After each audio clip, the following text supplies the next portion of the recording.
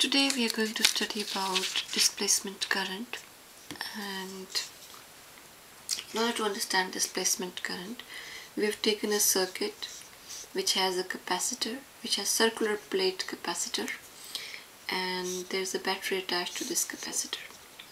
Now we know that first of all what is Ampere's law.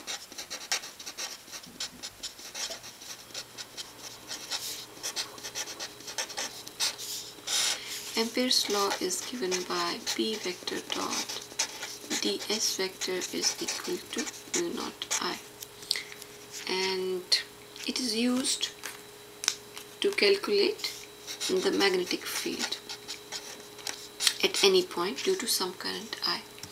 Now when this positive terminal of the battery is connected to this plate of the capacitor, it means that this will get it will get positively charged, and this plate will get negatively charged, and the direction of current will be from positive plate to the negative plate. So suppose now that if we have to find out what is the magnetic field at any point, let us say point P, then if I have to find what is the magnetic field at this point, we're going to use Ampere's law. So the first thing we're going to do is just draw a loop around the wire of radius r, and we can directly use for point P, we can directly use Ampere's law, and we can say that B vector dot ds vector is equal to mu naught I.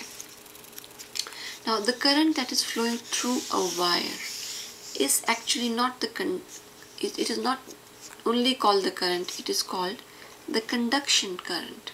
Okay, so conduction current is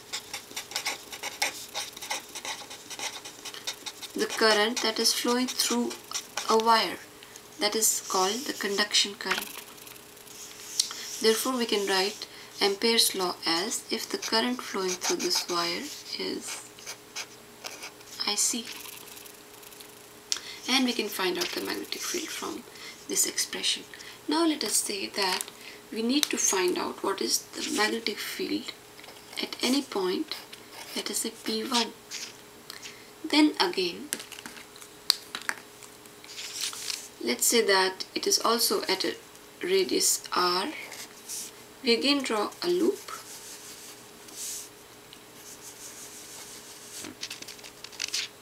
and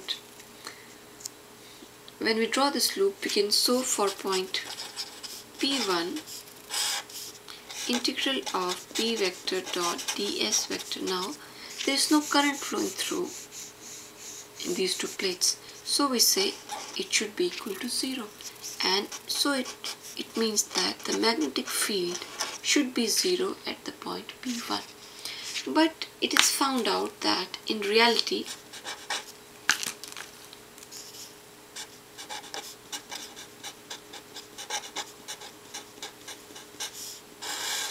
magnetic field at the point P1 is not equal to 0. If we measure it by any other device, then we found out that the magnetic field is not 0. So it means that at this point Ampere's law is not giving you correct information. So the Ampere's law fails at this point. It is not giving you the correct information. So we need to modify Ampere's law. Okay.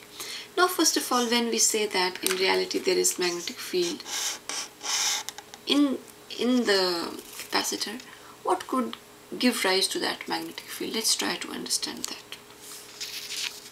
Now let's see this capacitor first of all. Now in a capacitor, when it is getting charged, so if there is one positive charge here, it will be one negative charge here, then another positive charge, another negative charge, another positive charge, another negative charge. So it means that the conduction current IC is actually a changing current. it is not a constant current, it is a changing current. Okay, and the charge on the capacitor plus Q and minus Q is also changing or varying. This charge is a varying charge. So if the charge is varying on the capacitor, it means that due to this charge you have some electric field.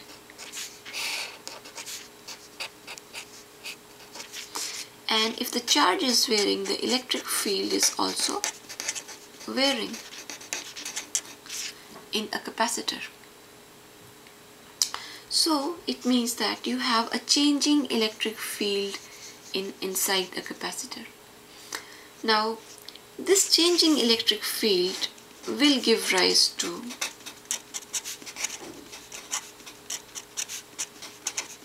magnetic field. So there is no current inside a capacitor, but there is an electric field, and it is a changing electric field. And this changing electric field will give rise to magnetic field at point P1. So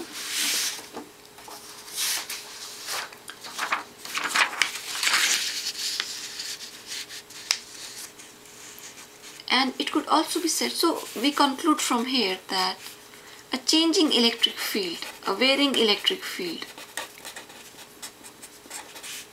will give rise to a magnetic field. Now we know that epsilon is equal to minus d phi b upon dt, and epsilon is nothing but change in potential.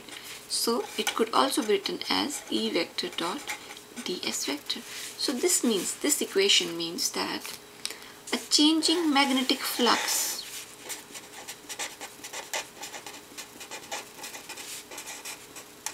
will give rise to an electric field. This will give rise to, or it will create, electric field. Similarly, a changing electric field can also create magnetic field. So they said that, so they expected that a changing electric flux should create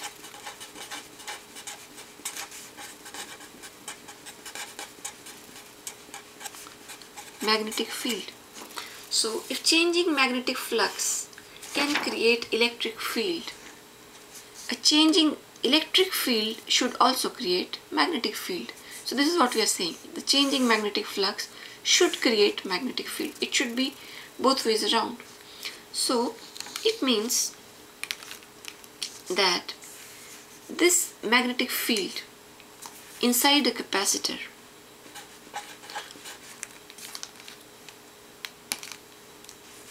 so the magnetic field at point P1 should depend upon the change in electric flux.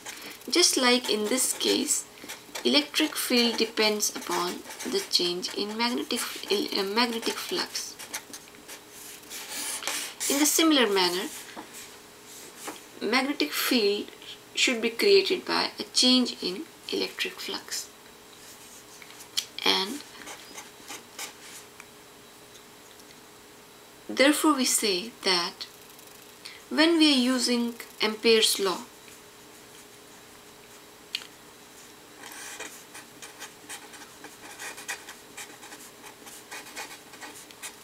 this current is only the conduction current, but we need to change this quantity this side, so it should be mu naught IC plus some current which is actually displacement current.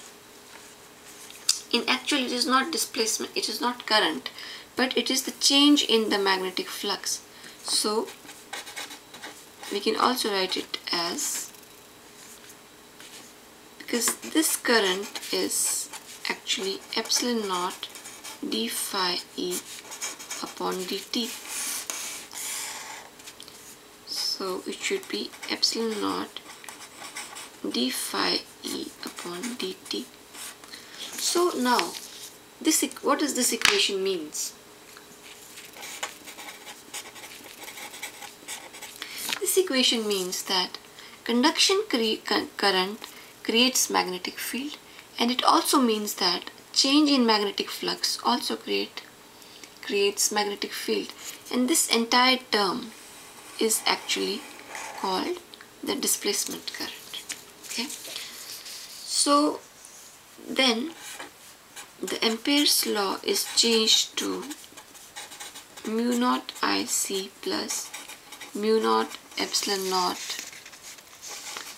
d phi E upon dt.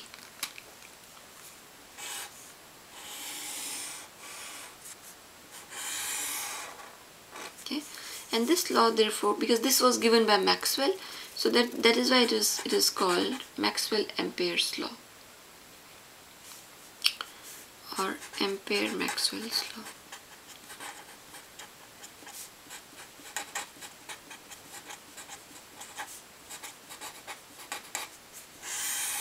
Okay, so it means that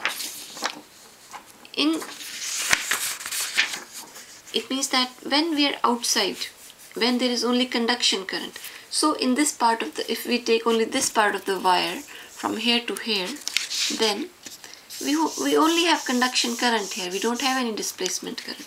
So outside, because there is no changing electric field, so ED will be equal to 0 because there is no electric flux is 0, or d phi E upon dt is 0 in the outside part of the wire. While inside the capacitor, you have displacement current, but IC is 0 because here you don't have any wire. So it means that only for this part of the wire, the Ampere's law will be mu naught IC. But for this region, Ampere's law will be B vector dot ds vector should be equal to mu naught epsilon naught d phi E upon dt. So if you have to conclude it, it means that if you have a capacitor, then at this part you won't have any change in flux, so you will have only this much of the Ampere's law.